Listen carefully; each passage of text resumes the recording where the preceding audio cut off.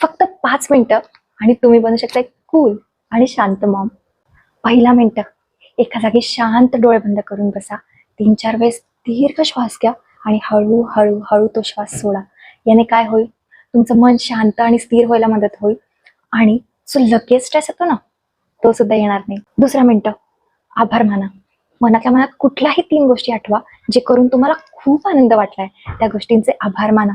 ह्या गोष्टी केल्यामुळे तुमच्या मनातील निगेटिव्ह विचार पळूनच जातील आणि पॉझिटिव्ह विचारांकडे लक्ष केंद्रित होईल. तिसरा मिनिट, स्वतःला शाबासकी द्या. स्वतःचं कौतुक करा. हो, कुठलं का गोष्ट असे ना, मी आज लवकर उठले, मी मुलांना वेळेआधी शाळेत सोडलं, मी सगळी कामं वेळेत पूर्ण केली, ऑफिसचं कुठलं तरी काम वेळेआधी पूर्ण करून दिलं. या सगळ्या गोष्टींसाठी स्वतःचं कौतुक करा. याने काय होईल, तुमचं गिल्ट कमी होईल आणि तुमचं कॉन्फिडन्स मस्त वाढेल.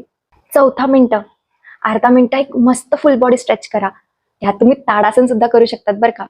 याने काय होईल, तुमच्या शरीरात एक कमालीची ऊर्जा निर्माण होईल आणि जो उरलेला अर्धा मिनिट आहे ना, तेव्हा शांत बसून एक ग्लासभर पाणी प्या.